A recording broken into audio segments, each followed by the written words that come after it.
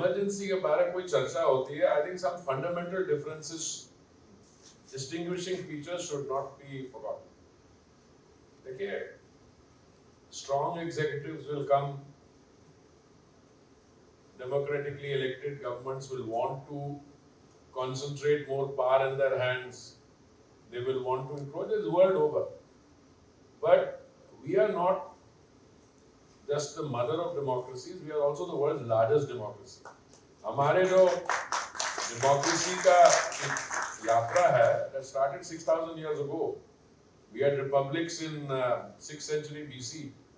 1947 was a new form. पर 21 महीनों में जो हुआ है, आप जितनी मर्जी डिबेटिंग पॉइंट स्कोर करिए, the constitution, fundamental rights, civil liberties are all abrogated. You had no recourse. 38th amendment, 39th amendment, 42nd amendment, आपने 1,11,000 से अधिक 1,11,000 से अधिक students,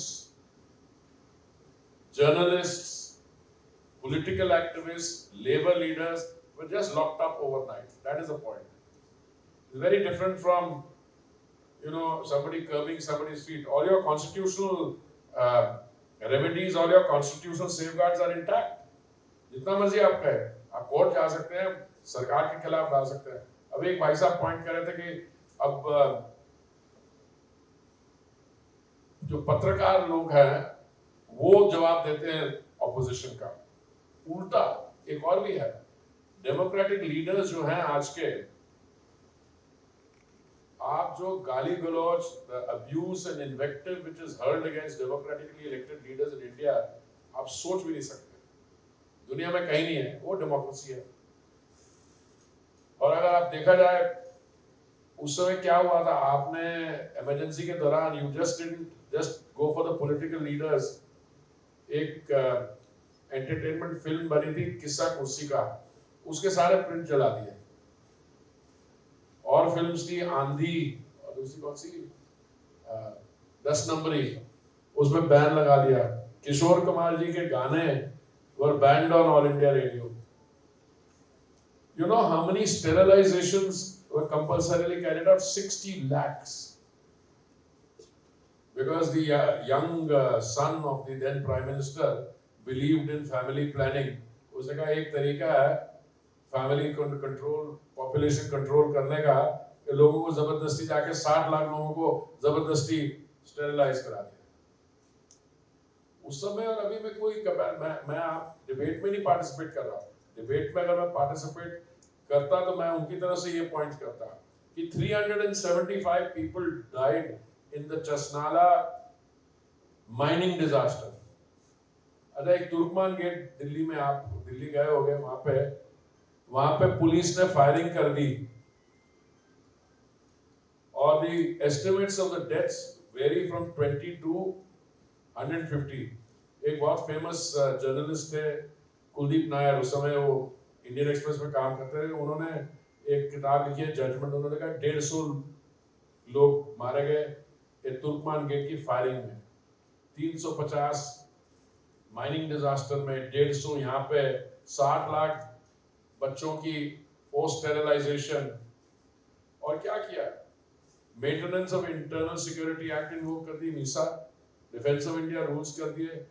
एक पॉलिटिशियन है बिहार के, we don't see eye to eye, Lalu Yadav, उन्होंने अपनी बेटी का नाम मीसा भारती रख दिया। तो ये बड़ी पावरफुल हुई 21 महीने के बाद जब उन्होंने इलेक्शंस कॉल की, इसलिए नहीं क्योंकि they wanted to they believed in democracy। उनको लगा कि पॉपुलर मूवमेंट जो है, जेपी के जयप्रकाश जी came out of semi retirement, उनको लगता है ये आंदोलन रुकेगा नहीं, आग लग जाएगी। तो the election was like a safety valve उन्होंने बनाया। और आप उस समय का देखिए, where is the quote, if you can take it out, the Times of India quote, the beautiful quotation which the Times of India carried on 26th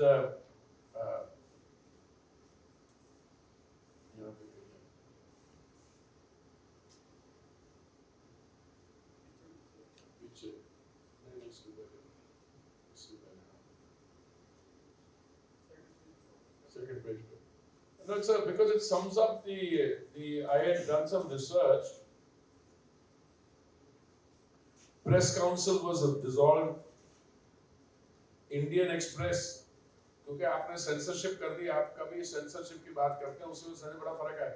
press में विद्याचरण Shukla ji became the information broadcasting minister, उसने press पे ताले लगवा दिए, बिजली काट दी. तो Indian express का जो एडिशन छपा, उसमें एक पूरा ब्लैंक पेज था एडिटोरियल का, and it had such a powerful impact कि कोई कुछ लिखा ही नहीं है. हाँ, ये times of India published democracy, beloved husband of truth and dear father of freedom, passed away on 26th June. What a powerful quote. तो वो अभी खरगे जी कहते हैं कि it was a bygone era, क्यों हम याद कर रहे हैं. पर खरगे जी का ऐसा है ना, खरगे जी आप तो अध्यक्ष बनाए गए हो उस पार्टी के, उस परिवार का आदमी, आपने एक शब्द इस्तेमाल किया, मैं तो वो शब्द इस्तेमाल नहीं कर सकता हूँ, पर मैं उनको युवा नेता कहता हूँ. युवा नेता जो कई बार लॉन्च हुए हैं, अभी भी लॉन्च किए जा रहे हैं, और ये नई परिभाषा है कि इतने 51-52 साल उम्र है अभी युवा नेता, 55 साल की आयु पे युवा नेता, और रीलॉन्च हो रहा है. तो इसलिए एक और भी सोचने का तरीका है कि कांग्रेस के पास ऐसे ही नेता हो तो हमारी पार्टी को उससे नुकसान नहीं है, थोड़ी एंटरटेनमेंट वैल्यू भी मिल जाती है. पर मैं आपको बधाई देना चाहता हूँ, मैं I used to be a civil servant, पर अभी मैं जब से राजनीति में आया हूँ, तो अगर आप मेरे को माइक दे दो तो I don't like to stop. But बहुत बहुत बधाई आप सबको. I was very nice spirit in which you are doing this. और स्पीकर साहब, आपने आपकी ये आपको तंग नहीं कर रहे ज्यादा. हमारे लोकसभा में तो प्रिजाइडिंग ऑफिसर को तंग भी करते हैं, आप देखते रहते हैं ना. तो आपको जो असिस्ट भी कर रहे हैं वो सेक्रेटरी जनरल जो, so lots of best wishes. मैं तो चाहूंगा आने वाले समय में आप ये मॉक्स पार्लियामेंट से ग्रेजुएट करके असली वाले में पहुंच जाएं. खास करके हमारी जो बहनें हैं, डॉटर्स हैं, अभी नाउ यू गेटिंग 33% आरक्षण, so there will be need for a lot of how many more MPs will be required? Yeah, not 200 something plus, and especially the ladies. So best of luck. I hope this mock parliament also serves as a training ground. All the best. Thank you very much.